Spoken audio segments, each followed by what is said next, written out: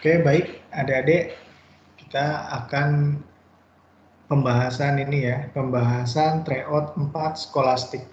Nah, tryout 4 skolastik tembus SMP Lab School. Nah, sebelumnya adik-adik sudah mengerjakan soal TO-nya dan hari ini adalah pembahasannya ya.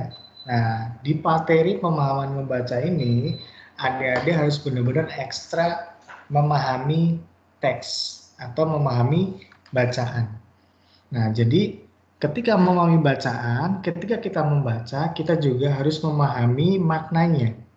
Setiap paragrafnya pasti ada sebuah gagasan-gagasan yang disampaikan di situ. Nah, caranya kita lakukan, kita lihat dulu soalnya. Nah, soal yang ditanyakan ide utama paragraf ketiga. Nah, kakak besarin dulu. Paragraf ketiga. Kita tandai dulu mana paragraf ketiga. Nah, ini paragraf pertama, ini paragraf kedua, ini paragraf ketiga, ini paragraf keempat. Berarti ini ya, ini paragraf ketiga, paragraf ketiganya ini. Nah, yang ditanya adalah ide pokok paragraf ketiga. Nah, ide pokok paragraf ketiga bisa kita lihat di sini setiap paragraf mempunyai ide pokok atau ide utama. Nah, di sini apa yang dibicarakan setelah adik-adik baca? Jadi jangan langsung dibaca semuanya seperti ini ya. Baca kalimat soalnya dulu. Oke? Baca kalimat soalnya dulu, ide pokok paragraf ketiga. Kalian fokus ke paragraf ketiga saja. Nah, paragraf ketiga bicara apa? Nih kakak tanda panah. Sejak kecil, Jon Snow sudah menunjukkan kecerdasannya, jago matematika, punya pemikiran yang tajam. Terus apa lagi? Dan ingin tahu berbagai hal. Ibunya melihat bakat anaknya yang pintar luar biasa, bertekad supaya Jon Snow memiliki masa depan yang lebih baik daripada keluarganya. Dari sejumlah kecil warisan yang dia miliki, ibunya mengirimkan Jon Snow akhirnya ke sekolah. Nah, di sini apa? Ada menunjukkan kecerdasannya, jago matematika, punya pemikiran yang tajam, selalu penasaran, ingin tahu berbagai hal. Nah, ibunya melihat bakat. Di sini yang dijelaskan adalah bakat. Ya, sudah tergambar bakat. Berarti kalau bakat sama halnya dengan apa? Kelebihan Jon Snow. Maka jawabannya kelebihan. Gitu ya. Jadi kalau soal panjang bacaan, sabar aja, sabar dan teliti. Yang tanya dulu ide utama atau gagasan pokok setiap paragraf apa yang dibicarakan. Nah, paragraf ketiga ini yang dibicarakan adalah kelebihan dari Jon Snow. Cerdas, jago matematika, punya pikiran tajam, penasaran, dan ingin tahu berbagai hal. Oke? Bisa dimengerti ya untuk nomor 1. Kemudian nomor 8. Bagaimana masa kanak-kanak Jon Snow? Nah, masa kanak-kanak berarti dituntut kita harus membaca kembali. Nah, tinggal dilihat di paragraf itu yang ada kata kanak-kanak yang mana. Nah, coba kita cek lagi masa kanak-kanaknya di mana. Nah, perhatikan di sini. Nah, tinggal dicari di teks ini mana yang ada masa kanak-kanak. Coba kita dari paragraf kedua ya. Jon Snow, ya kan? Di paragraf kedua di sini kita lihat Jon Snow lahir di New York, Inggris pada tahun 1813. Lingkungan tempat tinggal dia lahir termasuk daerah paling miskin di kota York. Kondisi rumahnya parah, tidak sehat, sering kebanjiran. Ayahnya seorang buruh batu bara, kerja sehari-hari, ya kan, untuk menghidupi istri 9 anak. Nah, apakah sudah menggambarkan masa kanak-kanak? Enggak kan? Nah, jadi bagaimana masa anak-anaknya sejak kecil? Berarti masa anak-anak dong nih, sejak kecil. Nah, di sini ternyata Jonto sudah menunjukkan kecerdasannya, berarti masa kanak-kanak. Masa kanak-kanaknya pertama di sini sudah jelas sejak kecil, berarti lagi waktu masih anak-anak, dia sudah cerdas, kemudian ibunya melihat bakatnya, ya kan? Akhirnya apa? Ibunya mengirimkan Jon Snow ke sekolah. Akhirnya apa?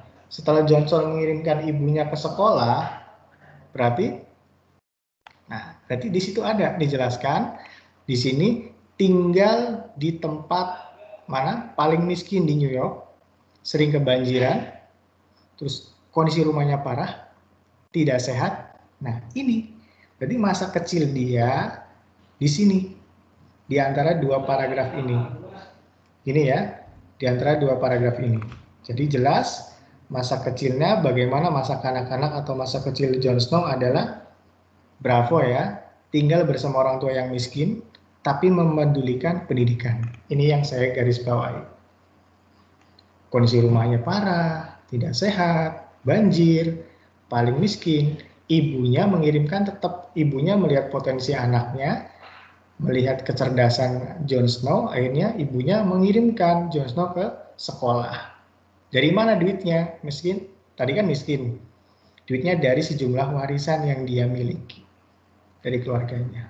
Oke? Nomor 3.